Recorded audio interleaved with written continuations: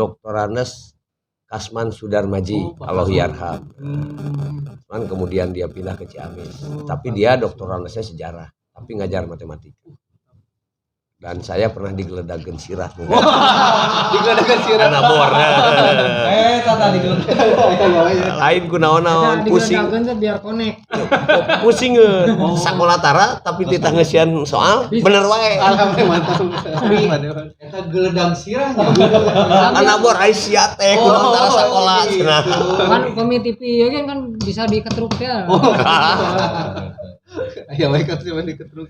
Jadi wayani dibuka. Ya, assalamualaikum warahmatullahi wabarakatuh. Waalaikumsalam warahmatullahi wabarakatuh. Perlu diinformasikan kaitannya ke teman-teman anu teh acan kenal. Ya. Ya teh Kang Nanang lah. Kang Nanang teh tahun 8784. Harusnya 8283. Ya. Tapi Harusnya saya dari kelas 2 ke kelas 3 pernah tidak naik. Jadi sekolah saya 4 tahun. Jadi kalau saya kelihatan punya kelebihan, wajar. Kenapa? Karena saya 4 tahun bagaimanapun yang sekolah 4 tahun pasti lebih mahir daripada yang tidak. Hari di SMA mah dulu, di SMA mah dulu kakak kelas Abi. Ya, 1 kakak tahun. kelas Abi 1 tahun. Tapi Cuman lulus kebetulan lulus bareng. Kebetulan sama-sama dulu tes sok di Pramuka. Pramuka inti. Pramuka inti. Oh, Pramuka inti, Bun. Singa Jaya Patroman. Dewan Ambalan, si Ganja Patroman. SDP ya, SDP. Upamenu itu Kang Asep Ain. Kang Asep Ain itu adik kelas Abi sekitar setahun ya. Berarti 85. 85. Terus ya Kang Udung tahun Salpan tapi geus teu. Sareng Pak Kadis kesehatan. Sareng Pak Kadis kesehatan. Dr. Haji Andi Bastian. Banjarnya. Banjar, Pak Dr. Haji Andi Bastian. Dokter Andi Bastian. Andi Bastian. Kang Sarip tahun 2007. 2000. Adek. Si bungsu. Nah nyebat gua Kang Yani. Ada sok nyebut. Pernah wae. Berarti sak panca kaki. Mata area. Ngarokoknya. Kang Her tuh tahun Kami serang Kang Udung. Mun Dewan Abi Ari tahun 2002, Pak. Oh, 2002. Milenial. kemarin berarti. Cuman ya Ada beda nanti kita jelaskan perbedaan sekatnya. Wah, Jadi kalau jelas mah nu katinggal 5 apa kepalana beda lah serangan. gitu ya. kita ini walaupun tua masih Kang hitam-hitam. Asep aja nih kami. Masih hitam-hitam. Ya mudah-mudahan dina silaturahmi ieu kita juga berharap saling mengenal Ya, betul. antara nu aya di dieu sadaya terus khususnya nu aya di dieu terus rekan-rekan di luar yang tidak kelihatan begini yang mudah-mudahan ajang silaturahmi ini bisa merekatkan segalanya. Dan kita sudah punya ikatan alumni SMA Banjar. Mudah-mudahan mulai dari 68. Si bungsu 2002. Mudah-mudahan dengan adanya Iskasba ini ada langkah yang positif Ya. minimal untuk teman-teman di alumni ya terlebih lagi mungkin di luar alumni kita punya manfaat lebih.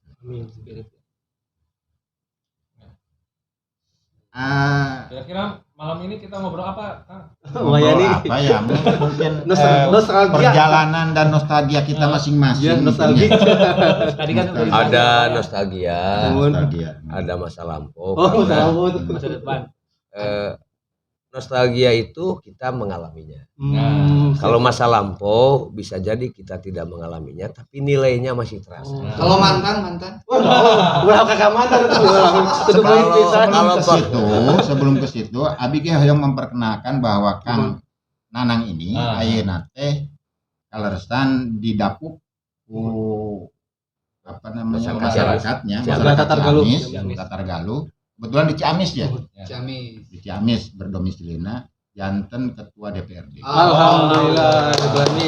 Periode kedua. Dua periode. Ya. Coblos Kang Nanang bermana? Partai nama tidak disebarkan ya. Tidak disebarkan. Kenapa? Mayar. Iklannya. Benar. Kamu sari mah ya wae. Langsung kayak seperangkat alat. Alat podcast. Ya benar. Kebetulan Abi kapungkur di Banjarnya. Oh, kongsi mu. Pernah janten apa namanya Panwas 2 kali, terus KPU. terakhir di KPU Kota Banjar. Ayeuna terus pensiun, ya mudah-mudahan Abi biasa berkiprah di partai. Wah, Mudah-mudahan satu partai dengan saya. amin. Player kagak nih. Jadi judulnya ini kakak-kakak ini datang ini judulnya meminta kembali ke Banjar atau gimana ini? Aduh, pengen bisa tebal kan. Tuh. Ini corak bisanya kagak nih. Tergantung. Insya Allah kalau upami habis sih pasti di Banjar lah. Domisili di Banjar. Kalau Kang Nanang sih ya lanjutkanlah di Ciamis. Tanggung selangkah deui lah. Mudah-mudahan Selangkah lagi DPR RI ya. Amin. Siap. Amin DPR. Tapi berharap ya minimal jangan terus di legislatif lah, di eksekutif lah sekali-sekali lah. Amin. Kakak Sewain siap. Mantap Kakak Sewain. Itu mungkin perkenalan Kang Hetu kan tos terkenal lah. Oh, biasa wae terkenal. Iskaba. Siap wae nih. Jadi wae itu. Kang Sari, Kang Udung mah kereresan janten iya kepala puskesmas insyaallah. Amin ya Allah. Di Ciamis di salah satu Puskesmas. PKM Puskesmas Ciamis insyaallah. Kang Aen terus jadi aktivis di Kota Banjar. Pegiat demokrasi. Ya mudah-mudahan ketemu kita ini. Itu belum dikenalkan. Oh, si bungsu. Si bungsu mah jantan pemain digital. Kita zaman Kang Nanang produk Kang digital. Ari, kebetulan Kang Ari kan sareng Kang Sarip tadi dipercaya janten apa namanya? MC presenter ya. Umas. penyiar inilah. Nostalgia. Penyiar nostalgia kita Ikasba. gitu kan. Kasbah ya. Di Kasbah. Iya. Ya berharap ada manfaatnya lah obrol-obrol seperti gini. Dengan alat-alat Oh, alat tuh. Oh, itu sarana prasarana. Ini masuk nggak nih? Masuk. Oh, masuk. Masuk. Oke. Ya ngobrol santai aja lah. Siapa yang mau ngobrol jangan pakai Tek-tek-tekan lah. Tek-tekan lah. Mangga Informal ya. Jadi saya ingin tahu aja Banjar dulu ketika tahun 2002 saya termasuk yang berteriak Banjar bisa Oh, 2002. dengan 2003 ya. oh enggak 2002 terus. Jadi kita teriaknya 2001. 2001 bahwa Banjar harus menjadi daerah otonomi baru. Kemudian inisiatornya. salah satu yang teriak itu dulu ada Komeng, Oh, kemudian Kang ada Suliana, kepala desa Pak Encang, Kemudian kemudian ada putranya Pak Hamara, Pak Kang Nang. oh, Kang Damar. Itu yang teriak-teriak. Kemudian dibentuklah presidium. Nah, bukan ya presidium. Nah, saya masuk di presidium, tapi kemudian juga untuk operasional presidium maka dibentuk semacam kelompok sekretariat ya, semacam doglo dan sebagainya. Dan mereka adalah ahli finishing dari perjuangan panjang. Oleh forum itulah maka finishingnya oleh mereka, karena sehebat apapun ide kalau tidak diadministrasikan, kalau urusan negara akan gagal. Nah mereka jagoan-jagoan, saya akui jagoan-jagoannya itu Bangsa Doglo, Komeng, kemudian ada beberapa banyak lah, termasuk Yani di dalamnya. Gitu. Abi mah teu ngiring atuh. Nggak ikut. Kayak no komplain. Hanya berbeda-bedanya itu. Posisinya udah kotip ya Pak ya. Kotip.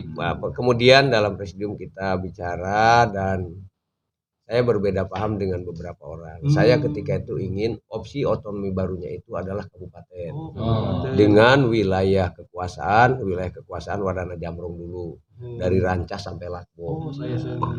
Tapi kemudian karena kawan-kawan di presidium banyak yang sudahlah peningkatan status saja dari kota administratif menjadi kota otonom.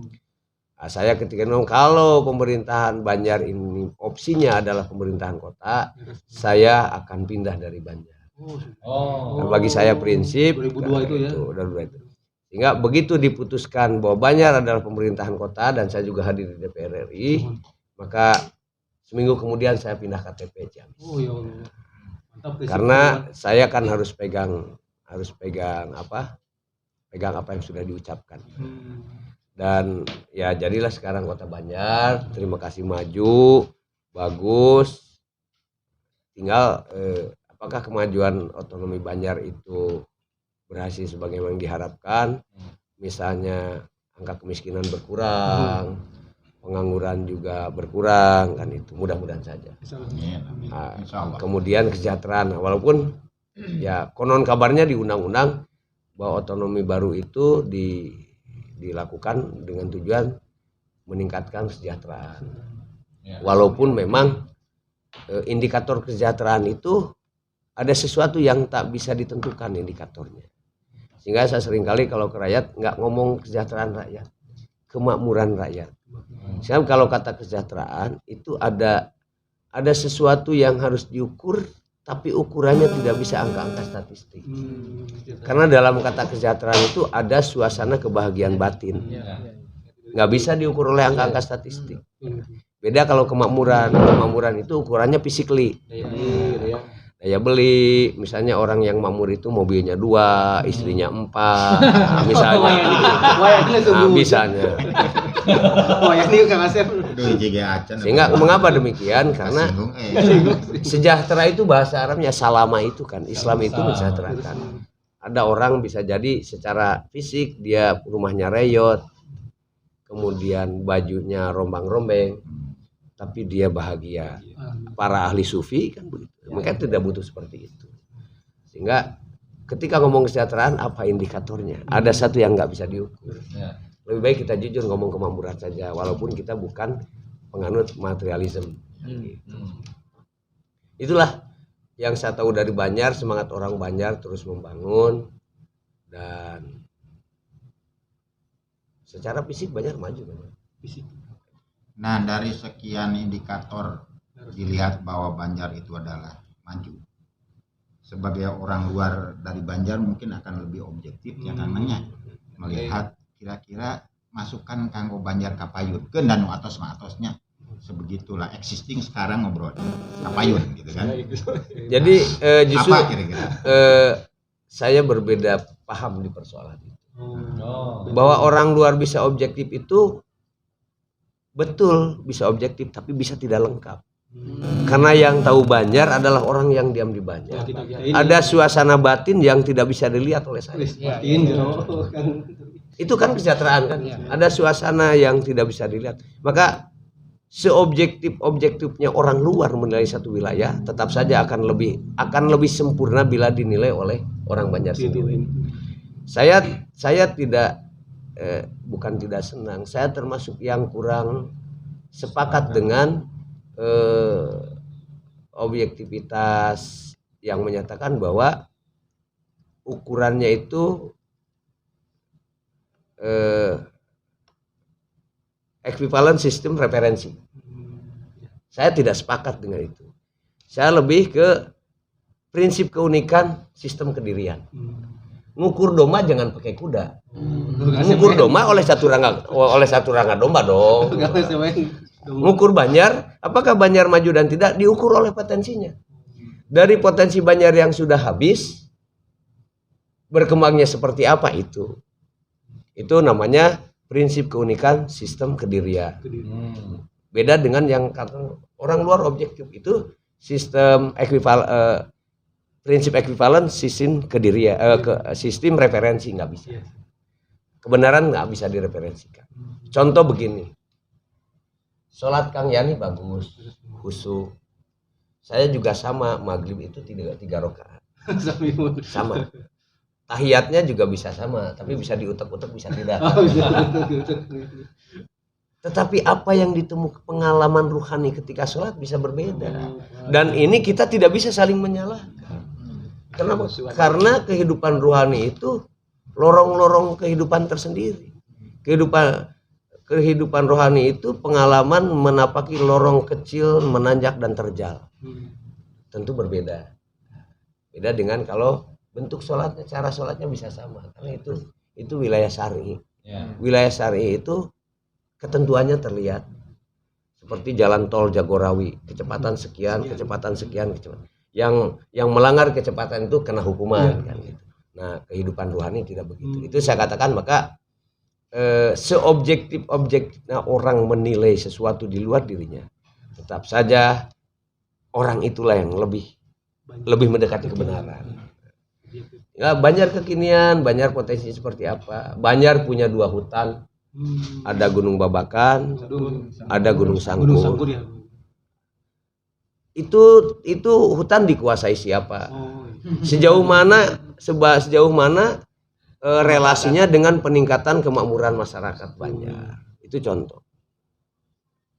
Saya dulu pernah menyarankan bahwa hutan Gunung Babakan dan hutan Gunung Sangkur itu sebaiknya diminta kepada pemerintah pusat agar menjadi taman hutan raya. Taman hutan raya. Awas, bukan taman hutan rakyat, taman hutan raya. Kalau taman hutan raya mewajibkan di Kawasan wilayah itu, itu, ya. di wilayah itu harus ada dinas kehutanan. Arahnya konservasi. Mengapa kawan-kawan sekalian masih lebih untung lah Gunung Babakan, Gunung Sangkur tidak ditanami pinus seperti Gunung Sawah. Kalau ditanami pinus itu lebih celaka. Bukan longsor. Pinus itu mampu mencengkram tanah untuk tidak longsor. Tapi pinus itu adalah pohon yang paling besar mengembalikan uap air ke udara. Sehingga cadangan air di bawah kurang. Itu. Ini wawasannya luar biasa. Ya makanya Daging Orang pramuka. Oh iya benar. Rimbawan. yang kedua sehingga Pramuka lebih dekat ke Rimbawan. konservasi. walaupun itu misalnya menjadi hutan berfungsi lindung, kan jangan pakai istilah konservasi. Kalau konservasi orang masuk harus izin. Ya. Tinggal bila pun konservasinya bentuknya seperti apa? Apakah menjadi taman nasional? Ya tidak mungkin karena flora faunanya juga sedikit. Tapi paling tidak kedua gunung itu harus menjadi sumber air, harus bank air bagi masyarakat Banjar. Mengapa kawan-kawan sekalian? 5, 10, 15 tahun ke depan kita bisa jadi kita saling berbunuhan gara-gara air. Sangat mungkin itu. Maka harus ada cara pandang yang berbeda terhadap hutan. Mengapa? Itu kan kota loh. Itu kota Banjar. Yang namanya kota itu pendapatannya akan atau meningkatnya kemakmuran itu dari jasa dan perdagangan. 2 sektor itu sebenarnya. Tempat hiburan asal jangan dari tempat maksiat aja. Nah, Dan dari bincang-bincang dan hutan ke depan itu akan menjadi destinasi wisata yang pasti. yang hebat lah. Dari bincang-bincang masalah kawasan taman hutan raya, berarti ada masukan sebenarnya ke Bapeda dalam rangka tata ruang. Tata ruang Bapeda Kota Banjar ya harus connect dengan provinsi dan nasional. Jadi memang agak berat gitu kalau misalkan hanya komunitas masyarakat yang punya inisiatif itu tanpa digolongan pemerintah daerah baik itu kabupaten maupun provinsi. Ini baguslah masukan bagi Bagus ini masukan buat aduh hatur nuhun pisan Kang Nanang ya. Jadi mengapa saya mengawali dari itu? Karena persoalan lingkungan, persoalan keseimbangan ekosistem, ke perkara lestarinya habitat di mana kita berada itu menjadi persoalan universal. Jangan sekali-kali mengukur manfaat ekonomi hutan, mengukur manfaat ekonomi lingkungan dari seberapa besar dan seberapa mudah uang didapat. Tapi harus lebih diukur dari terutama hutan, seberapa besar, seberapa mudah, seberapa banyak, seberapa leluasa rakyat mengakses udara segar dan air untuk kehidupan. Ini nggak bisa dianggarkan. Siliwangi banget. Itu. Jadi ya manfaat. ada dalilnya, tapi kalau saya ngedalil kan aneh. Masa ada PD Perjuangan ngedalil? diiklankeun Promosi. Kan itu. Kan jelas telah terjadi kerusakan di daratan dan lautan akibat ulah tangan manusia. Kuncinya satu, bukan persoalan keterampilan manusia mengolah alam.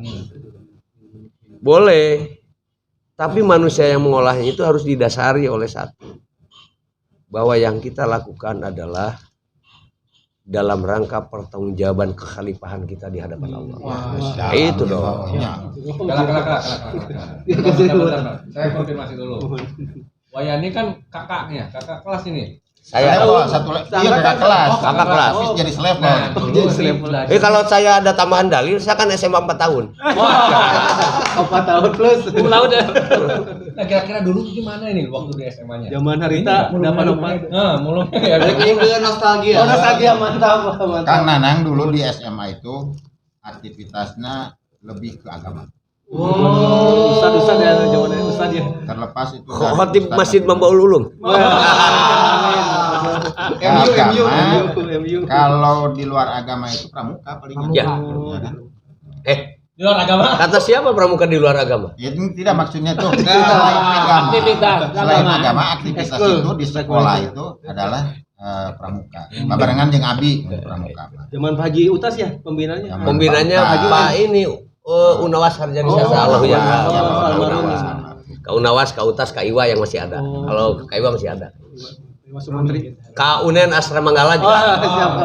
Yang kemarin itu kan Pada Ka Iwa. saat zamannya kita pramuka itu hampir semua yang masuk ke SMA itu wajib PLKP apa pendidikan PLPK. pendidikan latihan kader kepramukaan. Pemusatan latihan pengenalan kepenegakan. Makasih Asik, yang WhatsApp nih.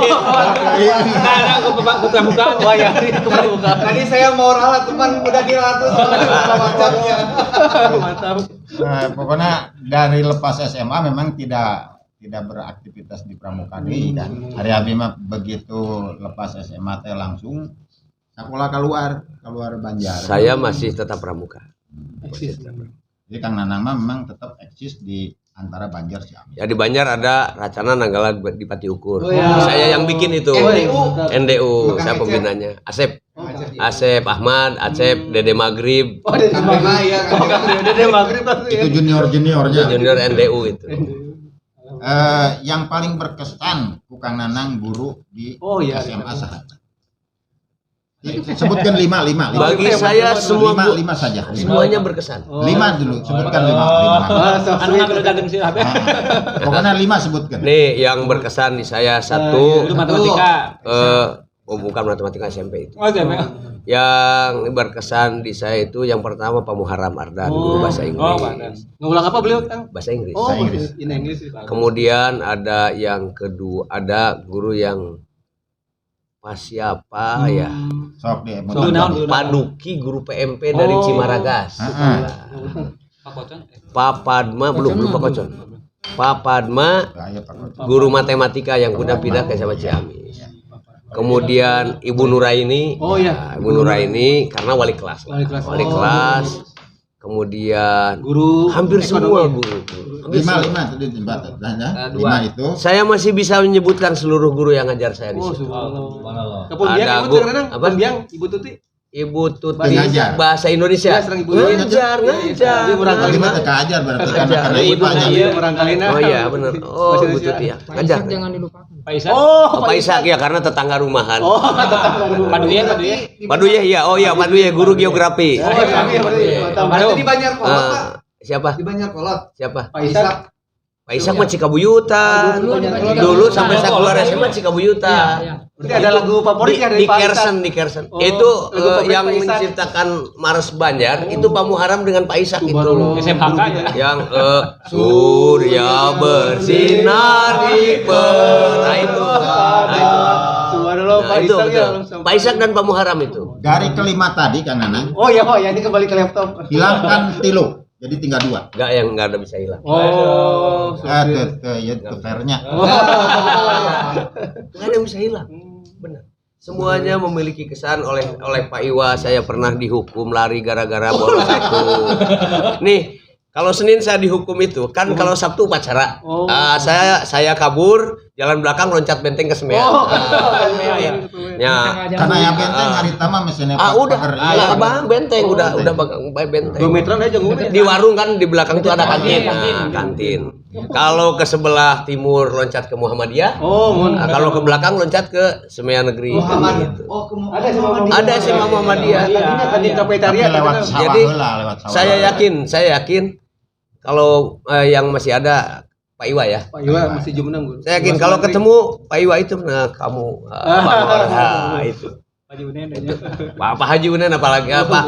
Waktu kelas 1 wali kelas saya Pak Unen. Oh, beliau ya. Haji. Kelas 2 wali kelas saya Pak Ibu Nuraini. Oh, Ibu Nuraini. Ketika saya tidak naik kelas itu wali kelasnya Ibu Nuraini. Oh, ketika dia. Kemudian yang paling ingat. Berarti diajak ke Jogja ya nanti kan.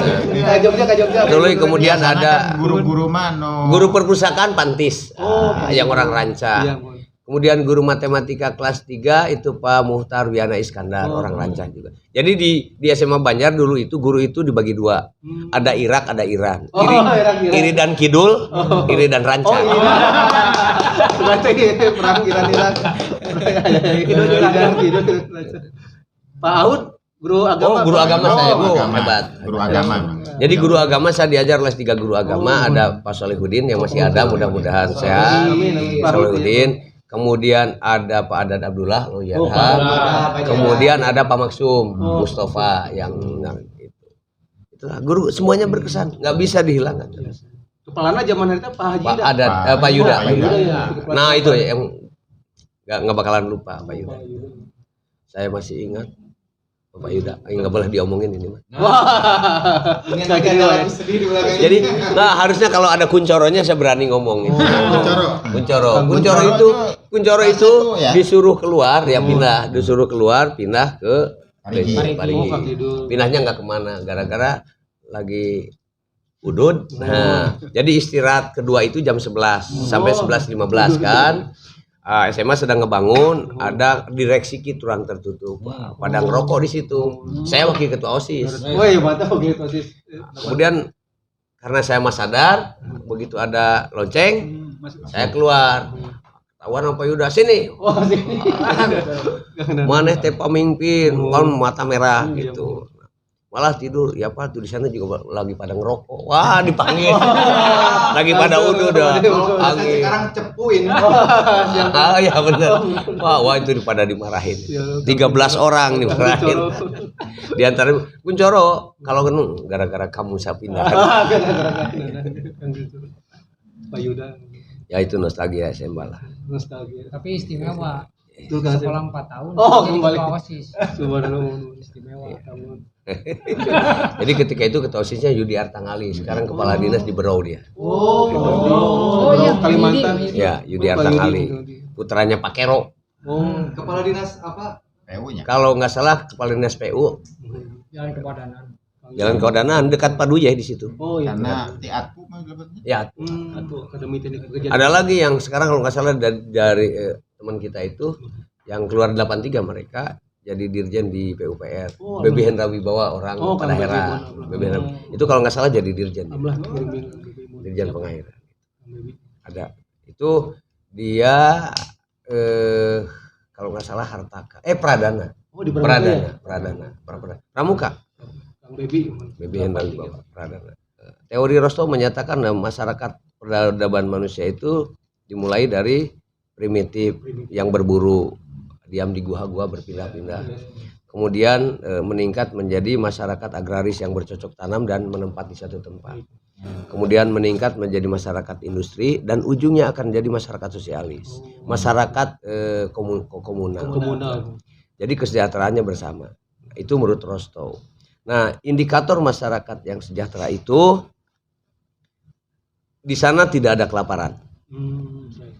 Di masyarakat itu tidak ada bencana alam karena mengelolanya dengan tidak merusak lingkungan dan tetap mempertahankan ekosistem Tuhan. Kemudian tidak ada serangan penyakit berbahaya sampai hari ini COVID-19 saja nggak masuk ke sana. Ke Banten ya. Ke Banten. Baduy dalam itu di pegunungan, di lereng pegunungan Kendeng di Kabupaten Lebak. Kemudian maka di sana tidak ada kejahatan, di sana tidak butuh polisi dan tidak butuh jaksa. Itu semua sudah dimiliki Baduy. Dan Baduy tidak pernah menuntut pemerintah Indonesia untuk bikin bendungan, mengairi sawah, enggak. Di Baduy tidak menuntut pemerintah bikin irigasi juga tidak.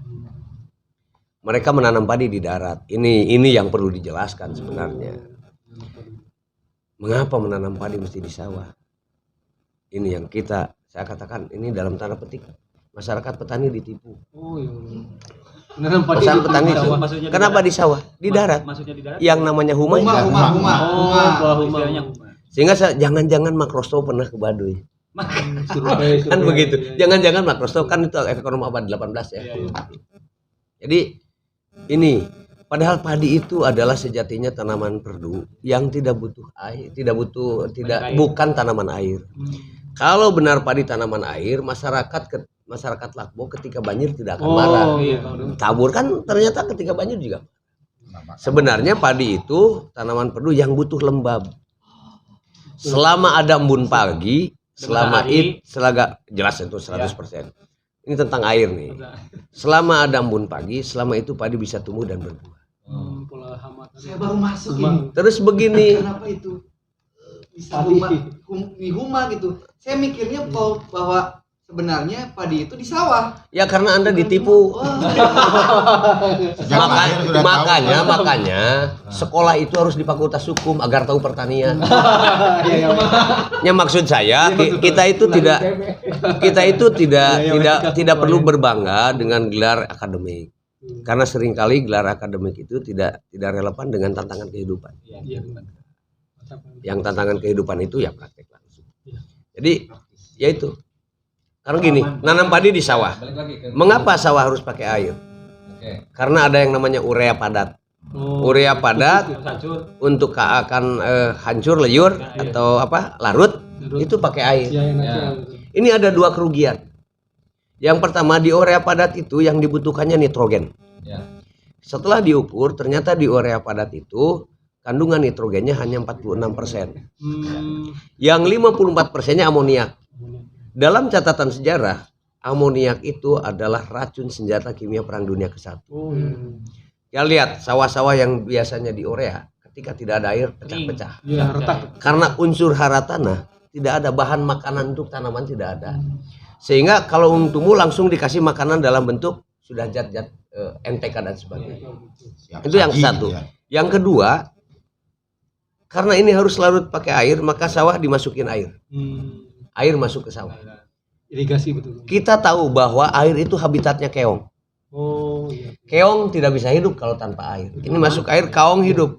Maka keong akan makan daun padi. Buah. Jasa trenik lain kekurangan oksigen. Itu. Iya. Terus wereng. Orang.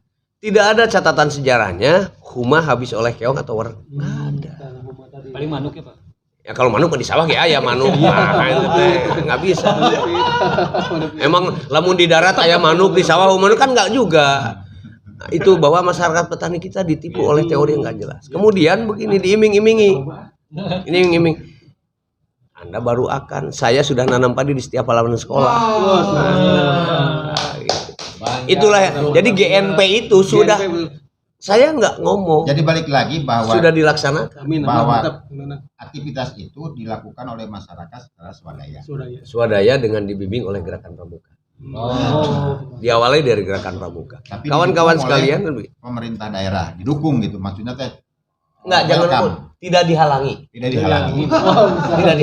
Tidak dihalangi. Pas. Beda, tidak dihalangi dengan didukung beda. Saya curiga jangan-jangan ini passionnya bukan politisi Kang. Ini Tapi tadi. guru. Guru besar. Saya lama jadi guru. Pantesan guru. Dan saya terakhir, saya pernah ngajar di Sisip Banjar. Oh, tuh Bang sih. Sisip Banjar. Alumni. Itu Kang Yana Bahyan Oh, iya Kang Yana. keajar 2 mata kuliah. Satu dasar-dasar logika, yang kedua filsafat ilmu.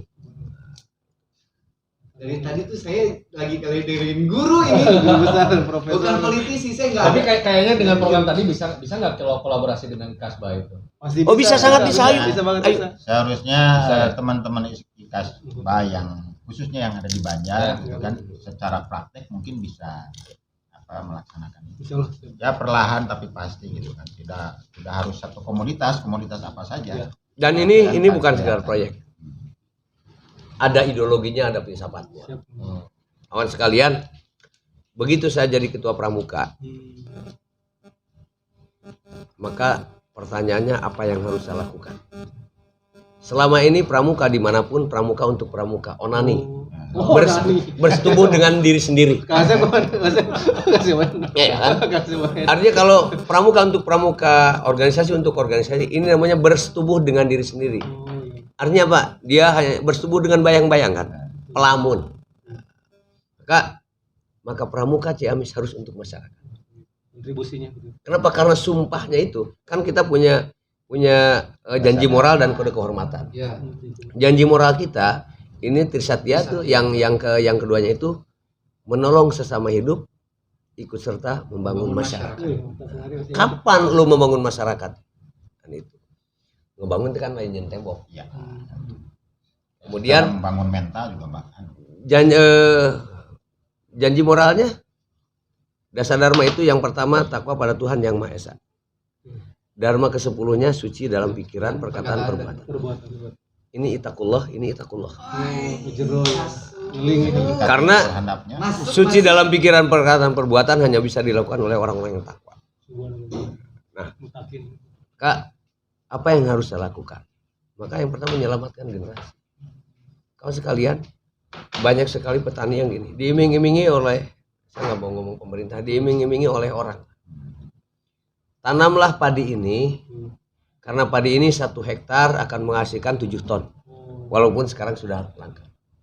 Artinya rakyat diiming-imingi dapat uang dari menanam padi yang selama 4 bulan. Selama 4 bulan sebelum panen makan apa rakyat?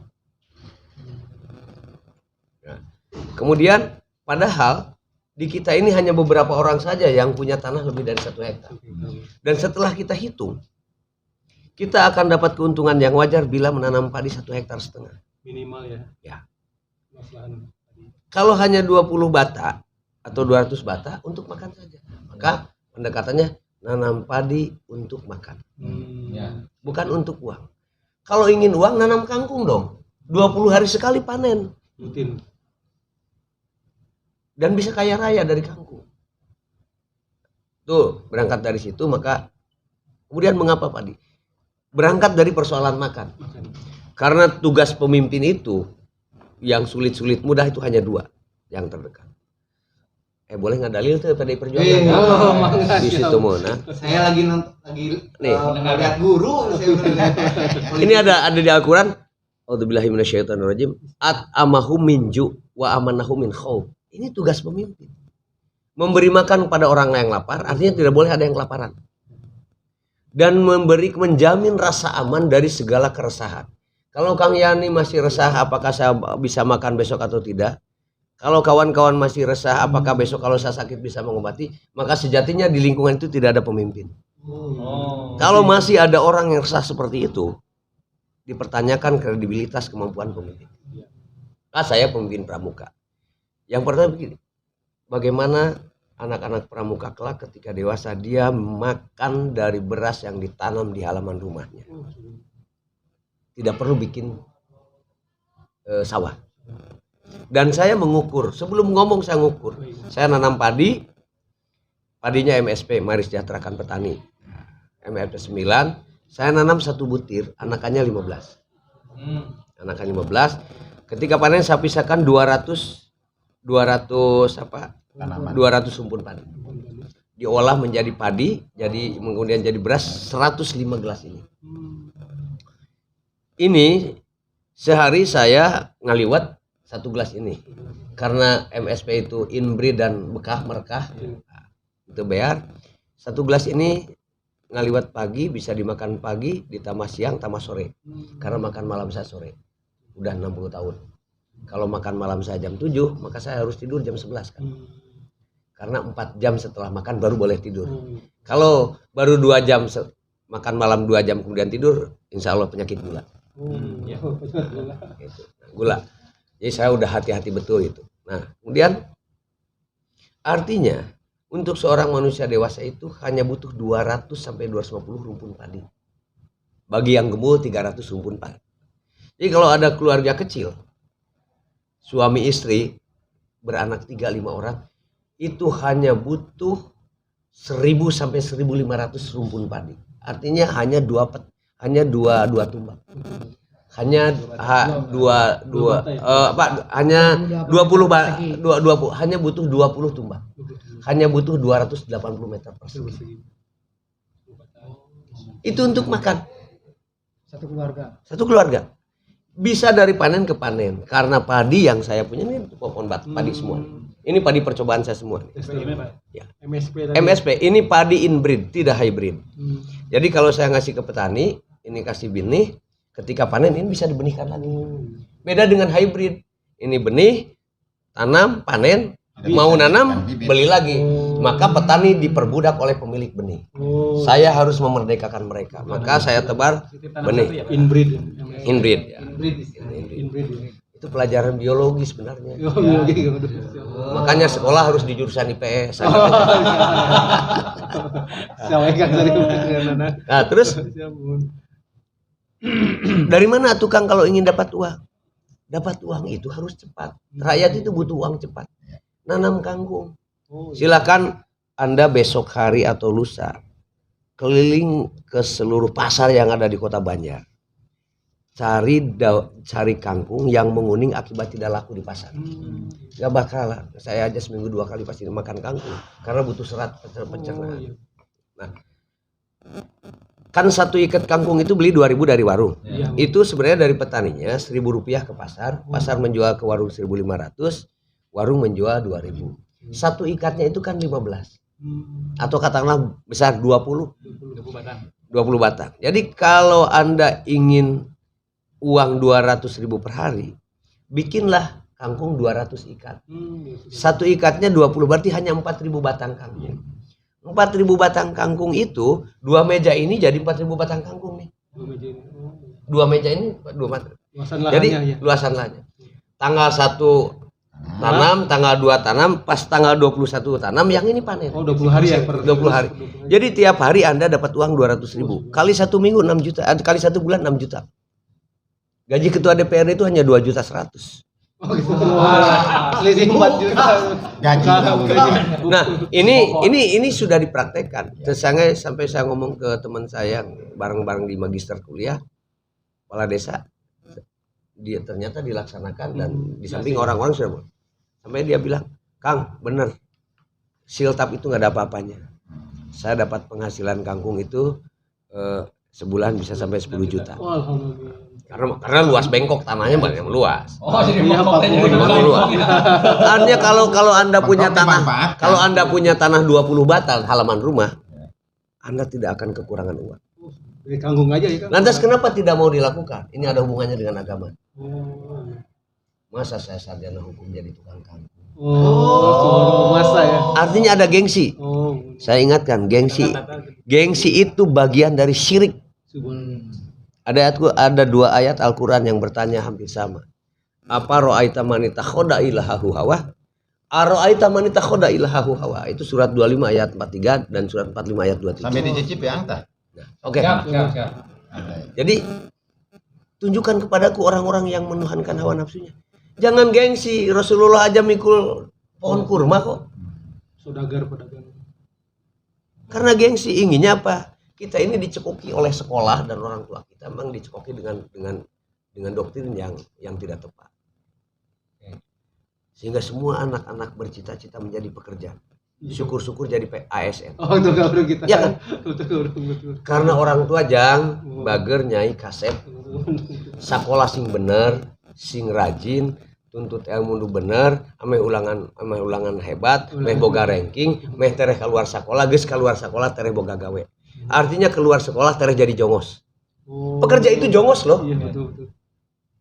Maka jadilah negeri kita ini negeri yang penuh dengan pekerja. Dan pekerja di kita akibatnya karena kita banyak, pekerja Indonesia itu murah. Iya. Jadi kan omongan orang tua doa. Iya sih. Jadilah pekerja. Untung saya tidak pernah orang tua saya ngomong seperti itu. Saya sih. Terus lagi sekolah nih, pemerintah lagi ikut-ikutan. Di mana-mana nih. Dirikan SMK. Masuklah di SMK saya karena sudah bekerja sama dengan perusahaan ini. Nanti lulusannya disalurkan sini.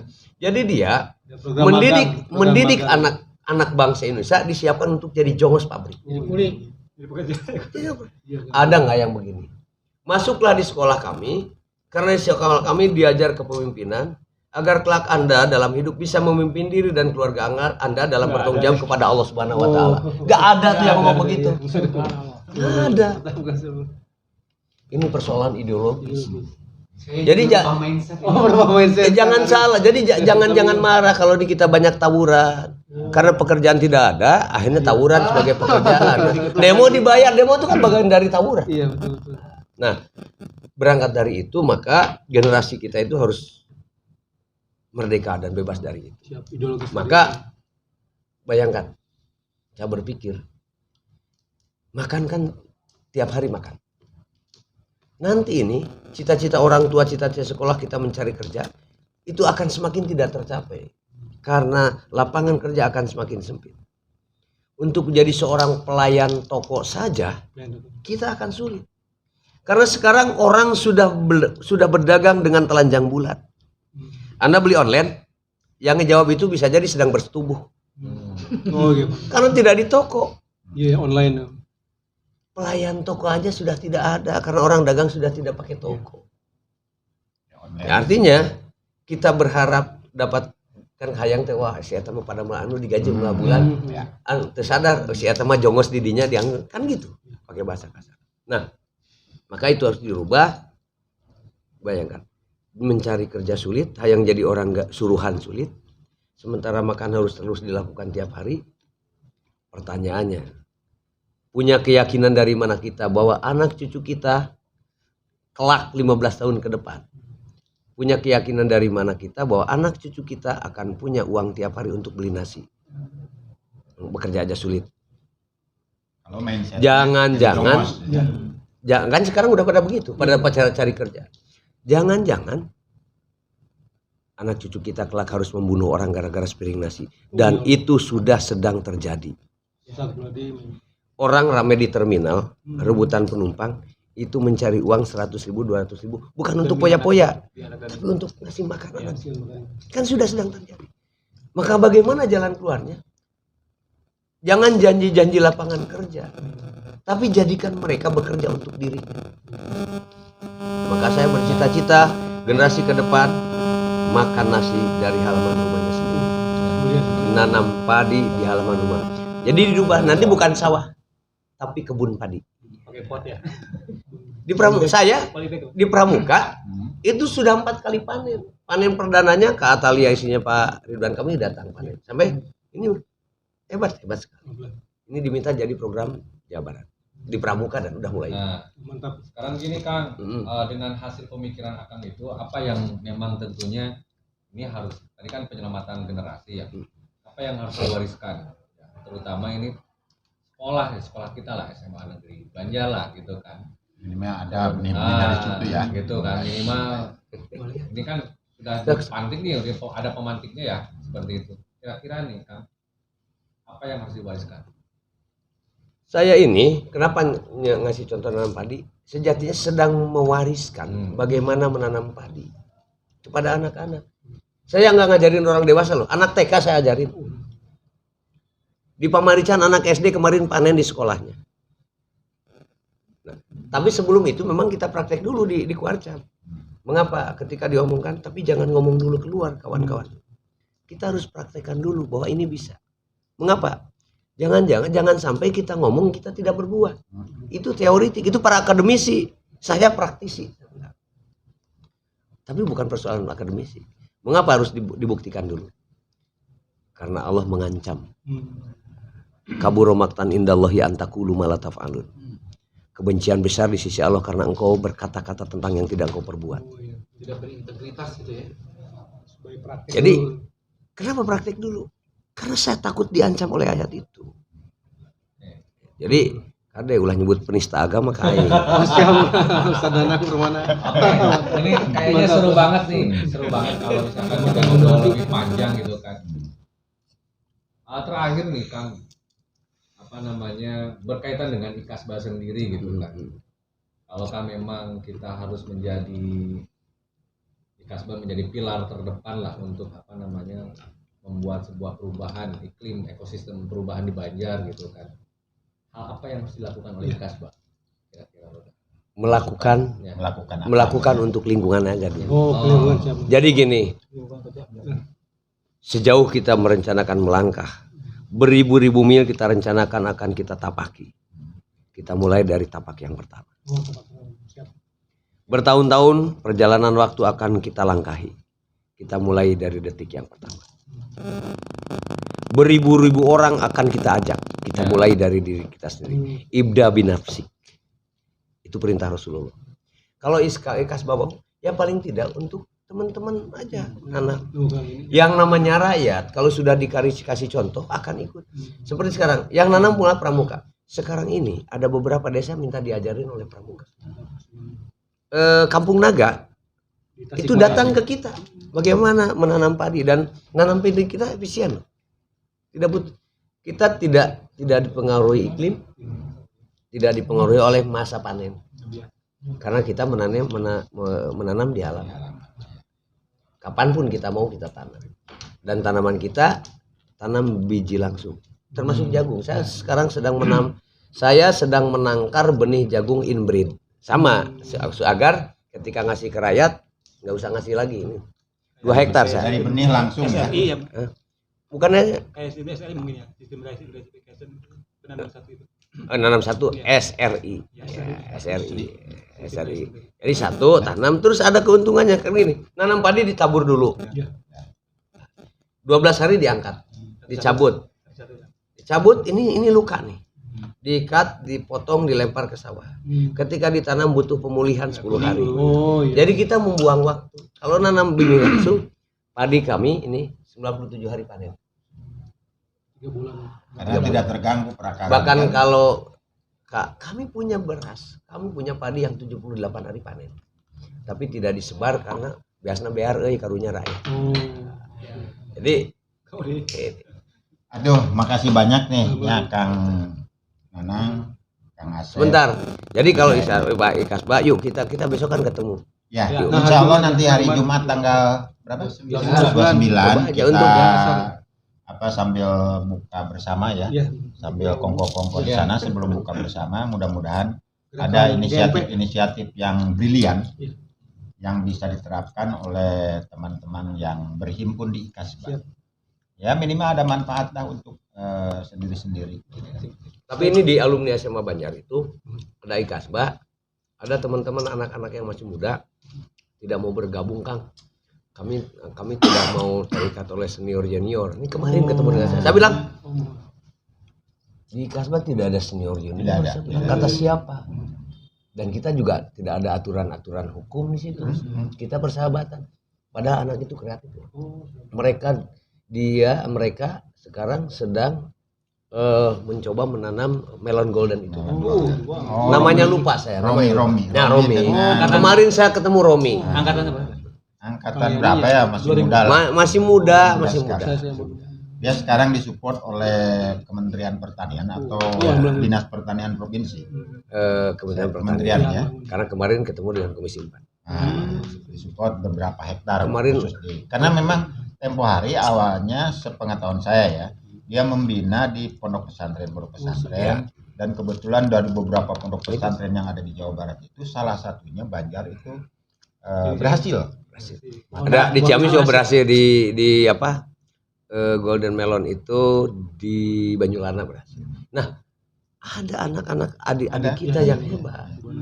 Yang Itu pertama ada di dalam greenhouse, jadi iklim kita bisa modifikasi. Iklim dimodifikasi, tapi yang mereka kedua ada di lahan terbuka. ini dia sedang Dia sekarang mungkin setelah musim kemarau ini dia akan tanam di lahan terbuka.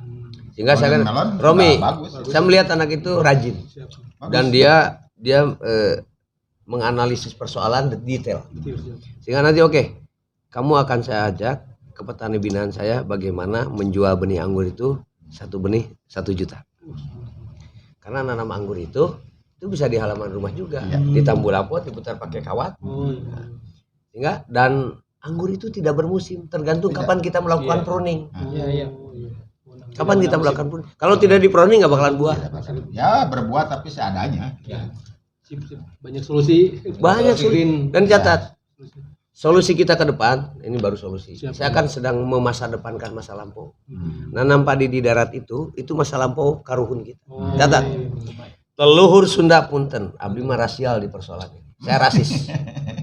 Karuhun Sunda tidak pernah mengajarkan nanam padi di sawah, tapi di darat yang disebut huma. Tadi. Yang kedua, kita ke depan untuk kehidupan sehari-hari lebih baik bergerak di bidang pertanian tanaman pangan. Karena ada 3 hal yang tidak akan dipengaruhi betul, yang tidak akan pernah terhapus gara-gara kemajuan IT. Kalau jadi pelayan toko sudah terhapus sekarang dengan kemajuan IT, orang berdagang bisa tidak ketemu. Ada 3 hal, 3 F. Feed, food, fuel. Feed itu apa? Makanan hewan. Food makanan kita. Kemudian fuel energi. Kita tidak bisa makan virtual. Nggak bisa. Kita tidak bisa ngisi bensin virtual. Nggak bisa. Nggak bisa ngedownload bensin, ngedownload nasi, nggak bisa. Maka ketiga hal ini adalah pekerjaan yang tidak akan pernah mati dan senantiasa dibutuhkan. Selama manusia makan, selama itu ini akan tetap maju. Banyak memang ide-ide kreatif tadinya dari khususnya Kang Nanang lah ya, yang sudah pernah melaksanakan itu gitu. Dan berharap bisa diadopsi oleh teman-teman yang punya inisiatif sama. Dan saya punya tim untuk kalau butuh kita kirimin situ. Mantap. Apalagi- Ada solusinya dari kamu. Dan di Banjar ada ahli benih loh. Oh, iya. Anak DKC tahun 88. Oh, ahli benih. Dia sekolahnya dari IPB, memang di Politeknik Benih. Fokus. Ada. Ada di Banjar ada. Benih padi, Kang Nana. Benih apapun dia bisa. ASN. Bukan. Dia keluar dari ASN. Itu yang bagus. Dia tidak mau jadi jongos. Ya mudah-mudahan ya. Sekalipun sekali jongos lagi. negara sebenarnya. Makasih banyak Kang Nanang, Kang Asep, Kang Bung, Kang Sarayana lah nya, di dia. Mudah-mudahan aya manfaatna silaturahmi ini dan bincang-bincang. Ngalor ngidul sebenarnya ya, tidak ada ya. Atas perhatian sadayana, abdi mendan sebagai orang yang bersilaturahmi